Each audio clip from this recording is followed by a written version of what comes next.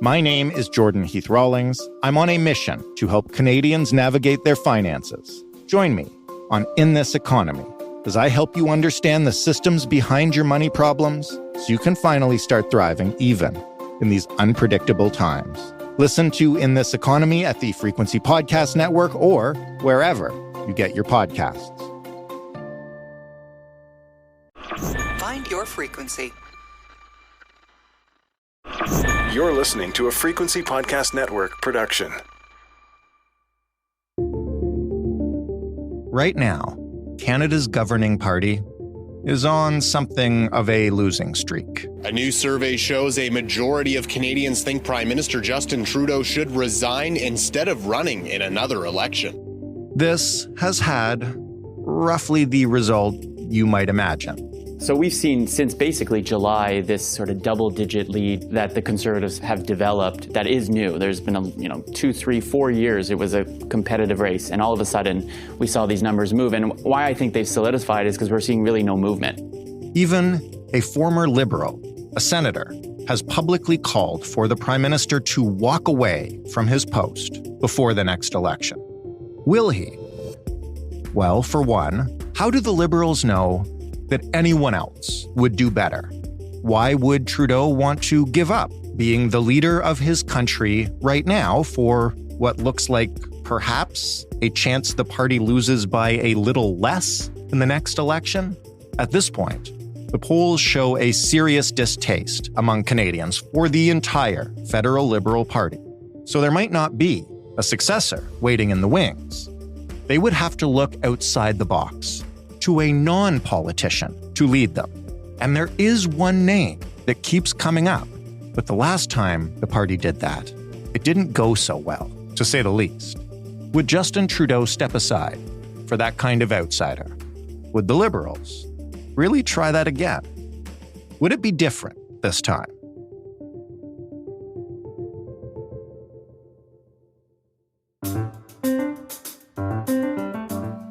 I'm Jordan Heath Rawlings. This is The Big Story. Stephen Maher is a writer, a reporter, and a political commentator looking at the fix the Liberals find themselves in for ipolitics.ca. Hey, Stephen. Good day. Why don't you start by telling me, and I don't want to dwell on this because I already mentioned it in the intro, just how bad things are looking for the federal Liberals right about now. I think I saw one national poll today that was like down 15 points. Not great. Not great at all. It's been a long time since a governing party in Ottawa was in this kind of pickle with as much time out until the next election. I was speaking with Philip Fournier about this recently, the pollster, and he mentioned that it reminded him of 1992, Brian Mulroney, where they had a long runway with bad polls. It looks a bit similar to that. You have a government that is unpopular in every province, that has been for a couple months trailing the opposition Conservatives in the polls. For a long time, they've been doing badly with men. Now they're doing badly with women. And when that kind of situation comes together, there can be sort of cumulative effects because members of Trudeau's own team, other politicians start to see him as politically vulnerable, and the problems can get worse because of the self-interested actions of other people who want to take advantage of his bad polling. Is there any way for us to know how much of the Liberals' straits are due to a dislike of Justin Trudeau himself and how much is due to simply bad politics, wanting a change, preference for Pierre Poilievre or something else? It's hard to unweave all of those threads and say, well, this is it. The last time that a prime minister won foreign elections in a row was Wilfrid Laurier. In the television era, and perhaps even more so in the social media era, eventually the appeal of politicians kind of wears off. Justin Trudeau has had some difficult moments. For a long time, people who are outside of his natural constituency, especially men, especially older white men, have been finding him to be a sort of irritating scold, a virtue signaling, woker than woke kind of guy. And at the same time, as events go along, people within his constituency are disappointed that he hasn't lived up to the potential that they previously saw in him. And very importantly, there are serious economic problems. Right. And it really doesn't matter whether governments do the right things or not, or don't do the right things. When the economy is bad, people blame the government. I mentioned in the intro and even played a clip from an Abacus poll that said a majority of Canadians, not all Liberals, obviously, want him to resign before the next election. I believe earlier this week or last week, there was a longtime Liberal who was now a senator out east who called on him to resign. Do we know, first of all, how likely that is? But second of all, if that would make a difference? Has it been done before? So we don't know how likely it is. Justin Trudeau is, in some senses, quite a talented performer. So Justin Trudeau might well be planning his imminent departure. And if he was doing so, it would be in his best interest not to demonstrate that to anyone, including his closest aides. Because the minute that he signals that he's on the way out, everything changes. Then he's a lame duck. Mm-hmm. And you can speculate about, well, he would want to outlast so-and-so, his father, and, I don't think there's much point in that. We don't know whether he wants to stay on and fight another election, whether he wants to go. So we just got to wait and see. That's what we got to do. As to whether or not a different leader would be more successful, I think that's hard to know. I mean, if we look back at 1992, Brian Mulroney saw that there was a terrible reckoning coming for his party and he got out of the way, and Kim Campbell took over. For a while, she was leading in the polls, but that did not work out, and the party got a terrible drubbing. So I know that some people think, well, better the devil you know, and some Liberals think, better we stick with this guy. Whereas other people, like Senator Percy Down, who you mentioned, are saying it's time. We gotta move on and take our chances with someone else. Let's talk quickly, just because many listeners probably don't remember or were not old enough to remember the Brian Mulroney to Kim Campbell transition. How does it work when a sitting prime minister resigns as party leader? Like, what happens? Well, he announces a leadership convention. Typically, anyone who's interested in the job has to resign from cabinet. So then there's a cabinet shuffle. And then there's a sort of strange leadership race, because whoever wins it becomes prime minister. Right. We saw that with Paul Martin. We saw that with John Turner. We saw that with Kim Campbell. It happens from time to time. The electoral record of success of people who take over in those circumstances is not great. Normally, they go on to lose to whoever is leader of the opposition. I want to talk about who might be interested in this job if it became available. Obviously, it's the top job in the country. The list will be long, probably would include a number of cabinet officials. But because the party is trailing in the polls by so much, and because, as you mentioned earlier, it's kind of hard to wrangle how much of this is distaste for the party and the cabinet and Trudeau, or just Trudeau himself, I first want to ask about a person outside of the party that you wrote about in iPolitics. So who is Mark Carney, for those who don't know him, and what has he said at this point about his inclination to potentially even want this job?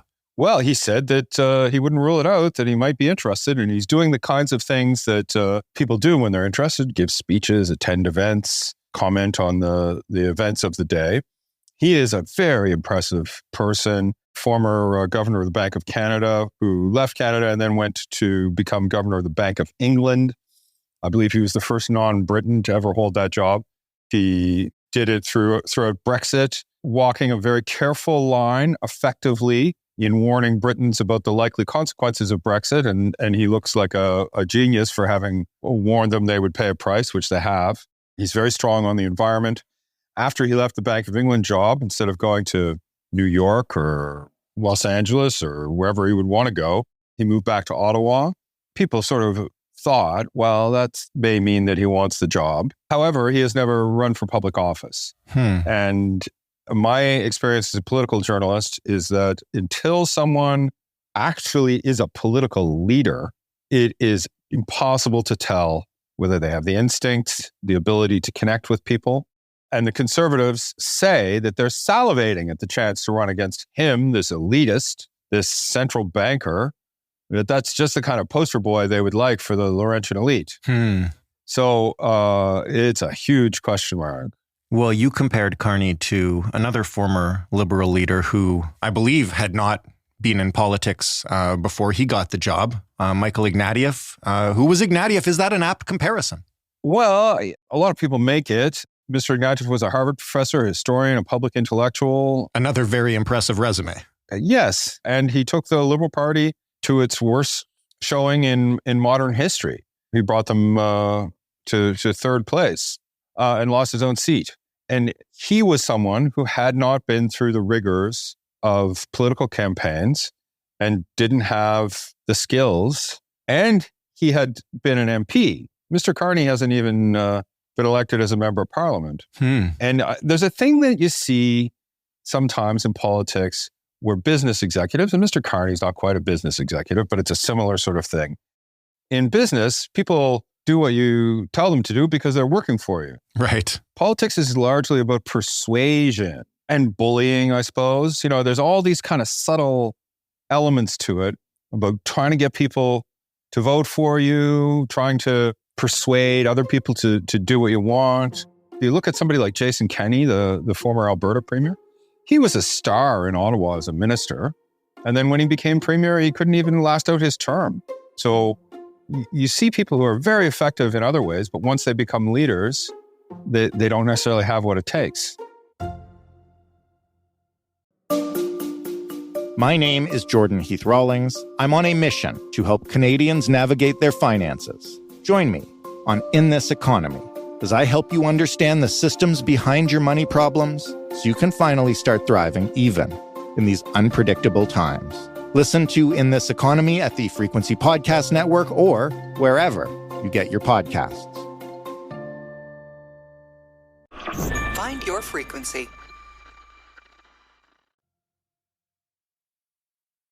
Is there any way for someone like Carney, let's use Carney right now because we're discussing him, who has that impressive resume and who is looking to chase a huge political leadership job like this, to bridge that gap between the business world and their resume and the realities of politics? And I guess if we're talking about Carney here, he's doing it against a ticking clock. Yeah, well, I think he should have got in sooner. He's left it kind of late. Showing up as a savior isn't as good as showing up as a helper who then takes over. But there are things he can do. In my article, I suggested that he do debate prep. This is the kind of thing that is a very important part of politics that we don't talk about very much. They put a video on you and you have to argue with people, and then they sit down and watch the video and say, well, see how you said there? People wouldn't like that. Don't say that. What you said there, that's good. Now practice it again, right? It's draining and difficult, and people don't always want to have to do it. Justin Trudeau did a lot of it, and it's part of why he was eventually able to become Prime Minister. So that's the kind of thing that Carney would have to do. The problem that I see is that what I know about extremely successful and rich 58-year-old men is that they are not necessarily in the phase of life where they're looking to be belittled and treated like they don't know what they're doing. Right. And I mean, as you mentioned, he makes an incredibly inviting target for the current rhetoric from the Conservatives. Yeah, he appeared to testify before a committee, and Poilievre grilled him. And Poilievre had a field day at this committee, and it's not really fair. It's not a debate format, so that Carney wasn't really there to clash with the guy. But politics isn't fair. And if you had a rerun of that kind of thing with Poilievre just kind of mauling him and Carney acting like he wouldn't lower himself to respond to this kind of sleazy yapping, right? That was his tone. He just kind of looked like, well, this is all beneath me. I'm not going to respond to this guy. You know, that's a recipe for disaster. Right.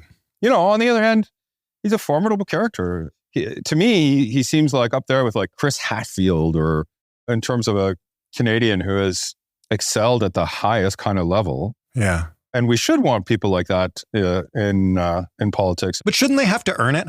Well, that's right. Yeah. In my column, I said that trying to become a political leader at 58 is a bit like deciding to become a concert violinist in your 50s. Where were you when all the other people were practicing playing the violin all those years? Let's talk about the people who have been playing the violin. As I mentioned, you know, we don't know if the distaste is for the Liberals or Trudeau, but let's say Carney realizes he needs a few years of seasoning and Trudeau does step down.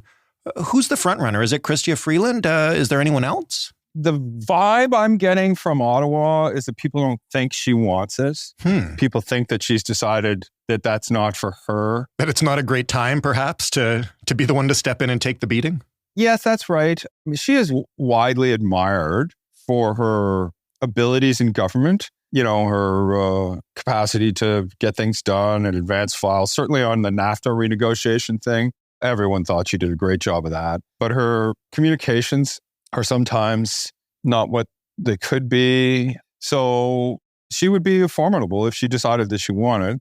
But lately, when people talk about it, they don't talk about her. They talk about Mélanie Joly, the foreign affairs minister. They talk about Anita Anand, the defense minister, François Champagne, the industry minister, all of whom have good qualities and would be interesting to see in a leadership race. The reason I wanted to talk about Carney specifically with you is when you look at the way things are trending, do the Liberals need to be throwing a Hail Mary here? Is there any way back that doesn't involve some sort of massive shakeup?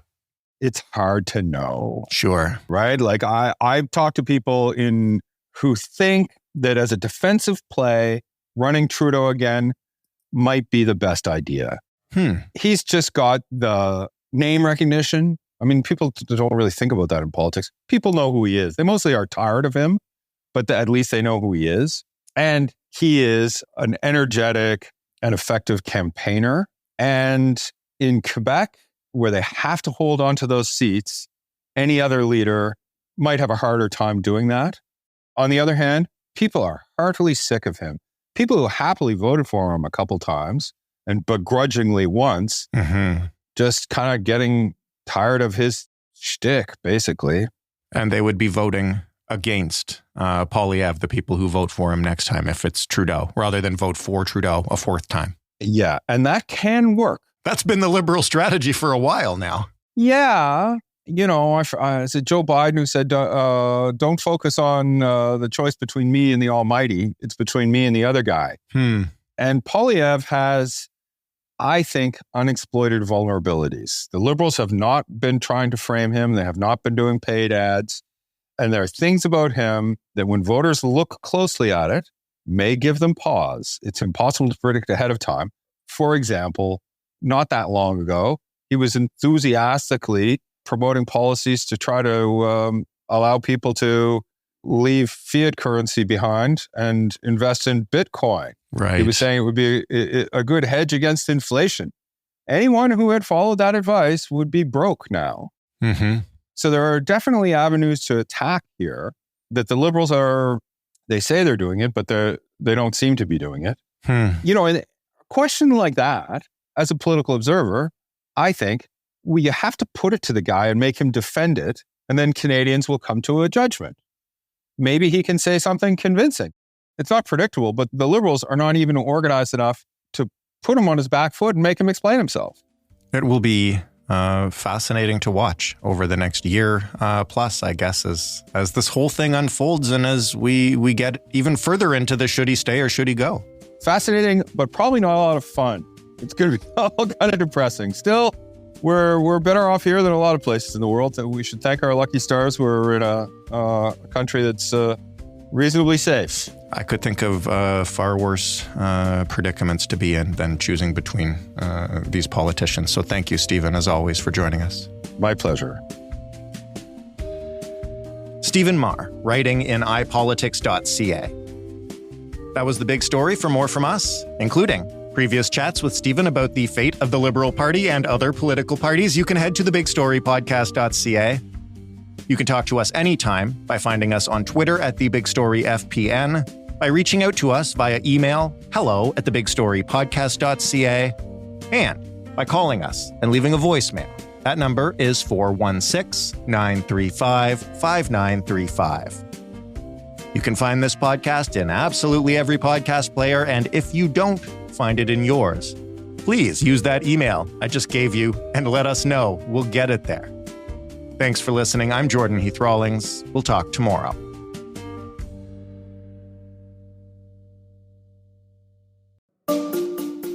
My name is Jordan Heath Rawlings. I'm on a mission to help Canadians navigate their finances, Join me on In This Economy as I help you understand the systems behind your money problems so you can finally start thriving even in these unpredictable times. Listen to In This Economy at the Frequency Podcast Network or wherever you get your podcasts.